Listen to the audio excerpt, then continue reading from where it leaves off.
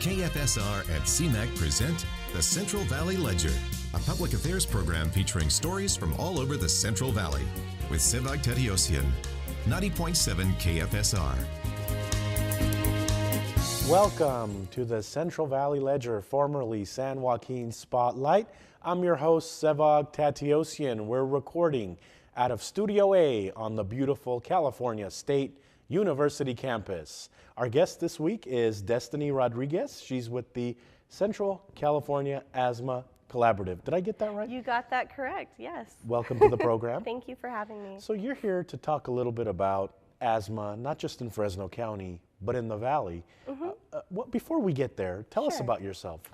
Oh, okay. Well, I actually am an alumni of Fresno State, so it was kind of fun to come back and come back to the campus again, and just now being in this position and not being a student, it was kind of a little nostalgic feeling that I got when I got on campus today. But yes, I graduated, I don't want to date myself, but I graduated in 2008 and graduated with a degree in mass communications and journalism and emphasis on public relations and also Chicano Latin American studies. Well, and speaking of mass communication and journalism, there's some students in the studio now and behind the cameras making us look good. So, yes. Awesome program, awesome Definitely. program. So how did you decide to go into that degree? Well, that's a great question. So I've always had a general interest in environment and community, and I knew I wanted to do something to help and give back. And so I did a lot of volunteer work in high school and throughout college. And when I first came to Fresno State, my major was field biologist. I had it in my head that I was going to be a field biologist, I was going to save the world, fix the environment. And then as I got into field biology, I realized that it wasn't exactly for me and that I could actually use my voice to do more good, and that's why I went into communications. So you graduate, and then what happens? So I graduated and was actually working full-time already at National Parks Conservation Association. I had interned there prior, and they hired me on as a program coordinator for a lot of the clean air activities that they were doing at the time. So I've always kind of been in the know, so to speak, of clean air and what it takes to get clean air, and just kind of have always been involved in that environmental community. I'm an advocate for volunteering and internships. What do you have to say about internships? I mean, look at you. You interned somewhere and you got hired at that place. Yeah. Well, I think that internships are good. I think it's a great experience for young people, especially to get on that hands-on experience, to really decide if this is something that you want to do. And I encourage young people to, get as many internships as possible so that you can figure out exactly what you want to do in life and just to get more skill sets. So let's talk a little bit about the Central Valley Asthma Coalition. Sure. What is this organization? I'm glad that you asked that question. So we're kind of a fledgling organization. We've been in existence for about 4 or 5 years. I've been with the organization for about 3 years now, coming up on my 3-year anniversary, so very excited about that. And what the Central California Asthma Collaborative, what we do is we're basically a health nonprofit. We have health educators that go out into the community. We provide free services for families with asthma. We work with schools on a variety of different programs, and we try to provide resources for people that may not have access to them. Pretend I know nothing about asthma. What is asthma what is asthma? Sure. So asthma actually is a chronic disease. A lot of people have various misconceptions about asthma. When I talk to people at health fairs and different events, a lot of people think that they had asthma as a kid and, I grew out of it, I'm an adult now, I no longer have it. That's not necessarily the case. Because asthma is a chronic disease, there is no actual cure for asthma. But don't despair, because with proper education about what your asthma triggers are, creating an in-home healthy environment, and just knowing what the air quality is outside, whether or not it's a good day to go out or maybe you should stay inside. Those are the things that help you to control your asthma and better manage it. Well, if someone doesn't know what asthma is, as far as some things like coughing, or what can happen when someone has asthma? So symptoms. So some of the asthma symptoms. That's the word I was looking for, by the way. No worries. So some of the asthmatic symptoms that we see typically is shortness of breath, not being able to catch your breath, sometimes rapid breathing if you're like, and just can't seem to grasp your breath, and that happens a lot to you. That's a symptom.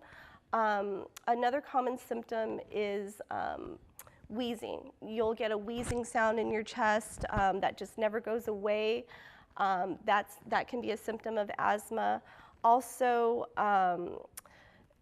various headaches too. Headaches can actually be part of asthma as well, because if you're not getting enough oxygen to the rest of your body, you're going to get a headache somewhere in the day. And typically what we see with kids, especially young kids, is a lot of the times they say that it feels like somebody is sitting on their chest, that they have a pressure, and that's very big, having that pressure and not being able to feel like you can breathe. Some other symptoms include also like nausea. You can get nauseated from that. There's a big list of symptoms of this thing. Do a lot of children have it? Yes, unfortunately, a lot of children in our valley are afflicted with asthma. Is it hereditary, or do we know? I know you're not a doctor, but do we know that if asthma is hereditary or not? Yes, actually, that's a really great question. We're learning more about asthma. Asthma is one of those diseases where we're still learning about it, and there is a genetic factor to that. So if you had a grandparent or a parent that had asthma, there's a chance that you can be afflicted with it sometime in your lifetime. So your organization throughout the valley is your work. I mean, do you focus on certain communities or not? Yes, we primarily focus on underserved communities, but we also focus on the general community as a whole. Anybody that has asthma and is suffering from asthma, we want to help you. We want to provide services for you and make sure that you're medically managing your condition correctly, there's open communication with your doctor, and you know what your triggers are. You know, you sent us a lot of pictures. Thank you for those. Sure. We just put on camera, on air, some pictures of groups, and there were teachers. Are those tabling events, or talk about that? Yes, so we do a lot of tabling events throughout the valley. We just did one not too long ago for Sunshine Day. That was out at Roding Park. There was probably a few hundred people there. We were able to share information about asthma, answer some questions that some parents had, and be able to provide services to those families. There was something that you did with bubbles too. I was going through the pictures, by the way. You sent some great pictures. Thank you. There was something with bubbles. What was that event? So glad you asked. We just recently had our 5K asthma bubble walk to raise awareness in the community about this chronic disease that's unfortunately afflicting a lot of the children and people and residents here. And the whole theme about the bubble walk is no child should struggle to blow a bubble. And that's where that idea came from, that we feel that no child should be able to struggle to blow a bubble. They should be able to play, to blow bubbles, to breathe, and live happy, active lives. Walk us through this event. So what happens during this day? Sure. So this year was our first year partnering with the San Joaquin River Conservation Trust. And so we had the event out at the River Center. Typically we have it at Woodward Park, so this was a first time for us. And the event itself starts at about 8 o'clock or so. We may change the time on that. It might be a little too early for some people. But it's basically a fun walk. Families, anybody can come out. You don't have to be a major competitive runner. If you want to just come out, support the cause. And then we have everybody walk together. We have water stations out. We provide snacks. Palm Wonderful provided some juices for us. Sunmaid provided raisins, and Sprouts also provided some healthy snacks. You mentioned healthy a couple of times. Healthy eating, does that factor in here at all in asthma? Definitely. I think diet and exercise definitely have an impact on asthma and asthmatic symptoms. There is a correlation between diabetes, obesity, and asthma, and we're learning more about that.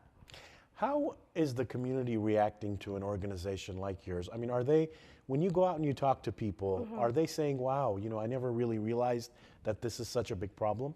Yes, and it's funny too, because when we talk to people, a lot of the times, most parents are pretty knowledgeable. If they have an asthmatic child, they're really good about trying to find those resources and information to help their children.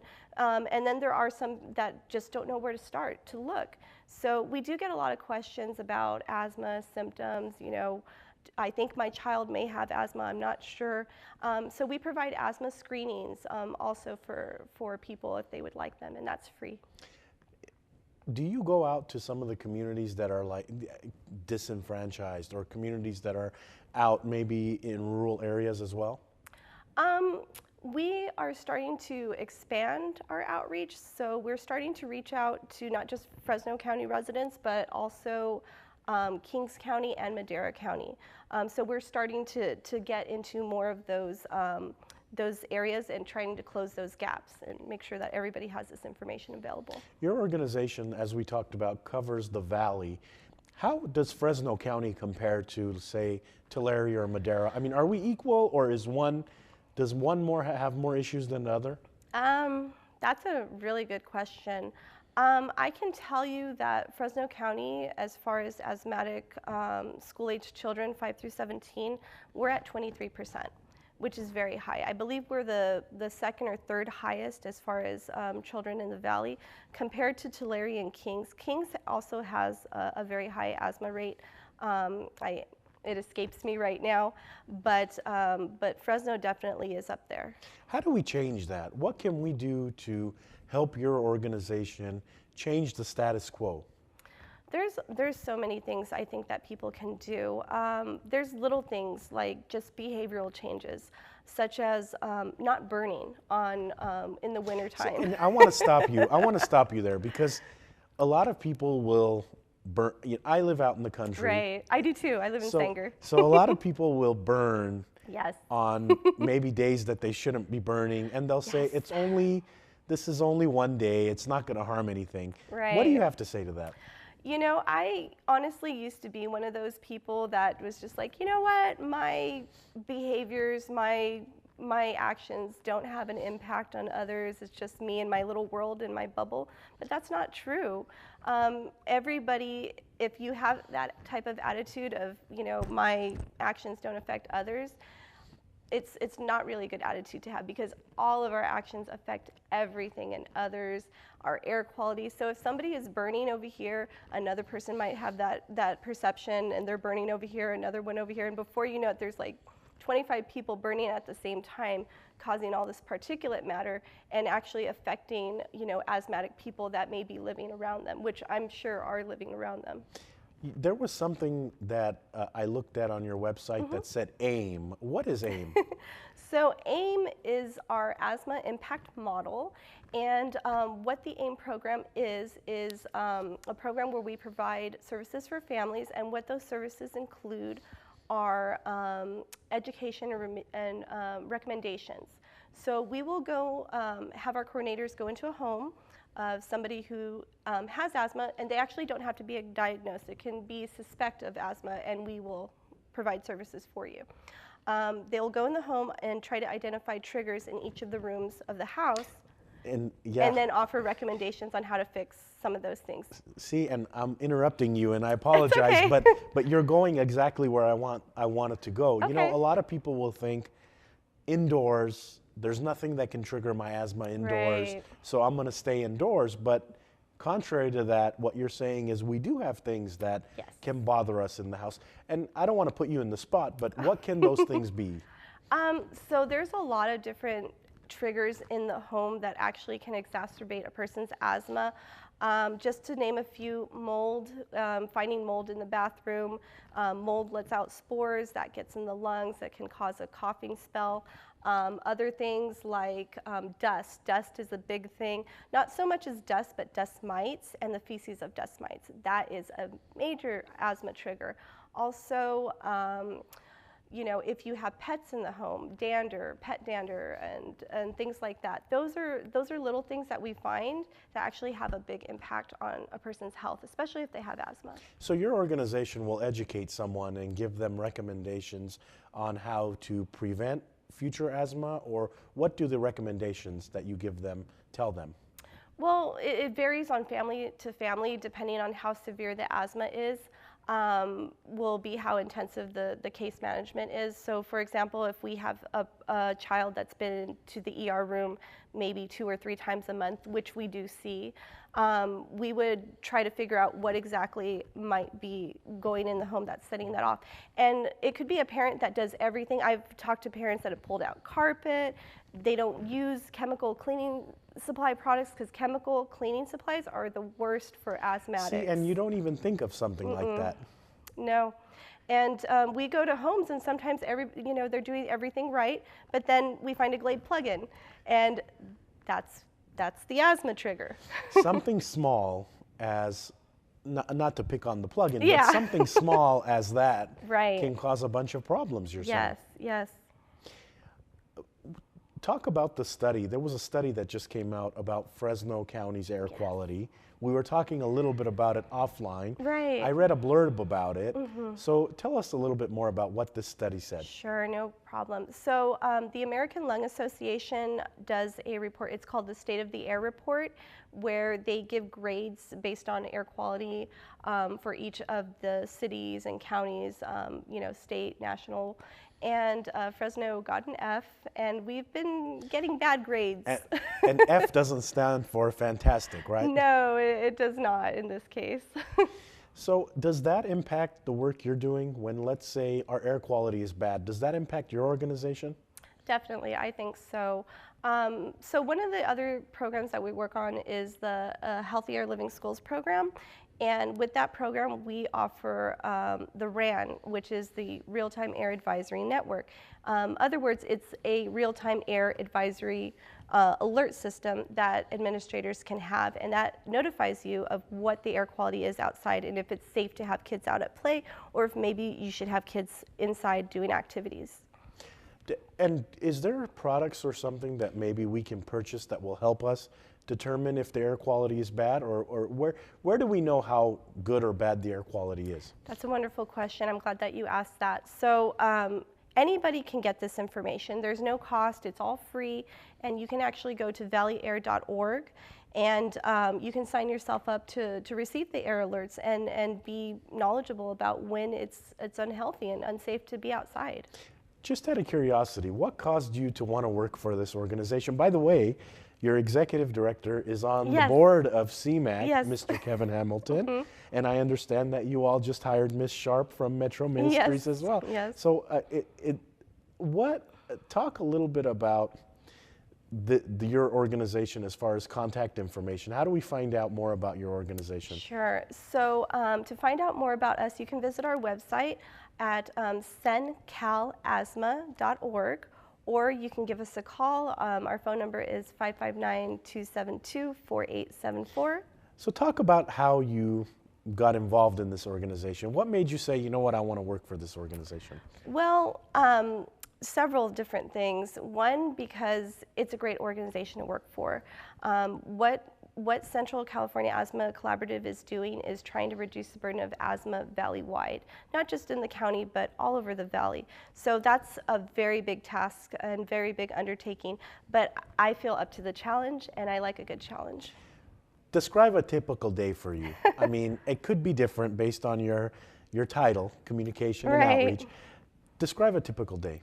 Oh gosh, I don't know if I can describe a typical day. I could describe a typical week. Sure, go ahead.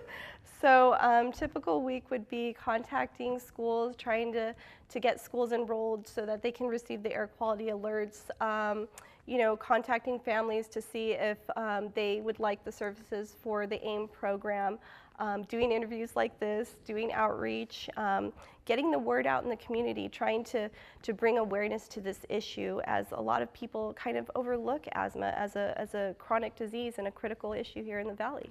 If schools wanted to partner with you, talk about what that would look like. Sure. So if a school is interested in becoming Healthier Living, all they have to do is contact me. They can contact me at that number, 559-272-4874, or they can shoot me an email at admin@centralcalasthma.org.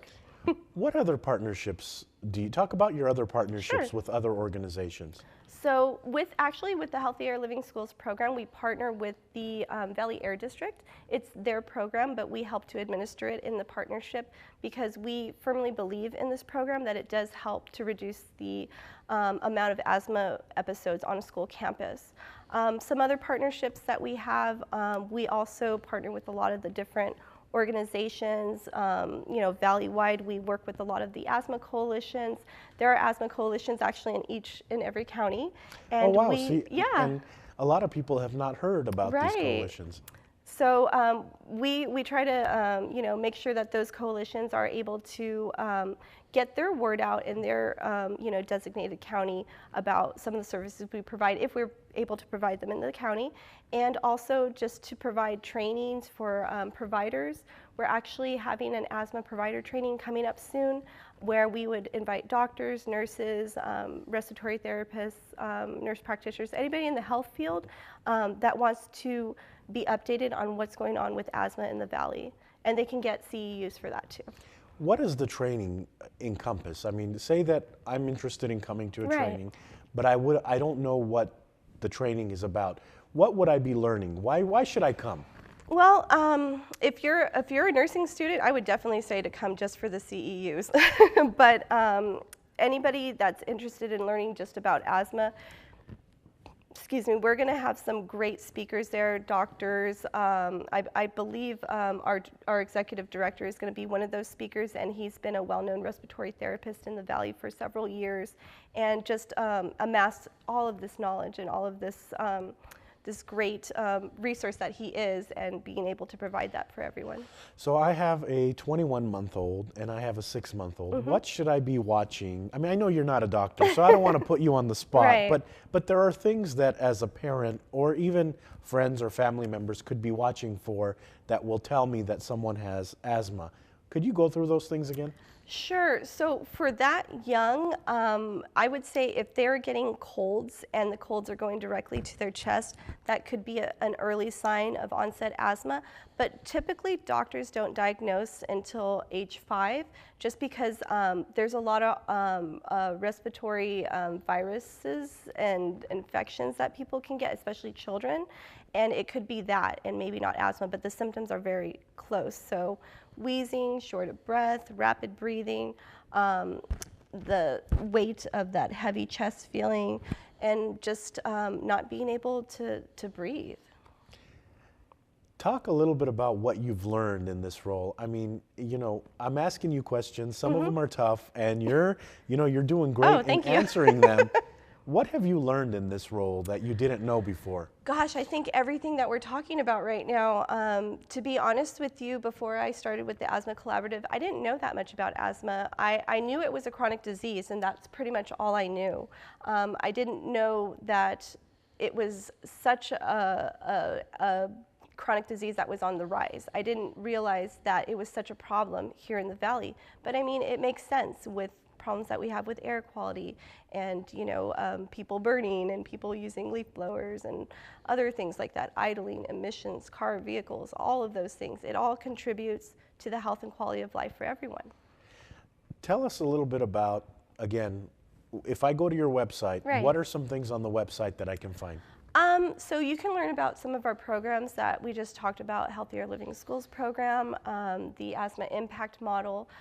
We also have a calendar where we go to community events, and sometimes we can't get to every single one of them, but if you're in another county, we do list events in other counties of health fairs and resource fairs so that people have access to those things. We're running out of time this week on Okay. the program. We've got a couple of minutes. I could Sure. spend about an hour asking you Oh. questions, but occasionally guests on the program get a magic wand. Oh. And so you're going to get a magic wand. Oh, thank and you. with that magic wand, what do you wish for? Oh gosh, so many things. Tell us all. Well, I honestly, I think I would wish that no child would have to suffer with this affliction because of the amount of children that we see and we service with families. It is heartbreaking to see a child have to endure that and not know what to do. Does that impact the child's school? I mean, are you seeing that this is impacting a child's everyday life? Yes, definitely. I can tell you that because asthma prevalence is on the rise, asthma is actually one of the #1 causes for absenteeism in schools. Tell us again how to get in touch with your organization, find out more information, or if audience members want to give you a call and talk to Sure. you. So they can reach us at 559-272-4874, or they can also go to our website, cencalisthma.org. Destiny, thank you so much for Thank coming on the you. program this week. That's all for this edition of the Central Valley Ledger, formerly San Joaquin Spotlight. Thank you to the volunteer crew that's here in the studio out of California State University, Fresno. We're in Studio A here, for making us look good and sound good. Thank you also to everybody tuned in to this broadcast on 90.7 FM, KFSR Fresno, and to those watching this broadcast on CMAC, Comcast 93, and AT&T 99. We hope you enjoyed the program this week. Tune in next week to a new edition.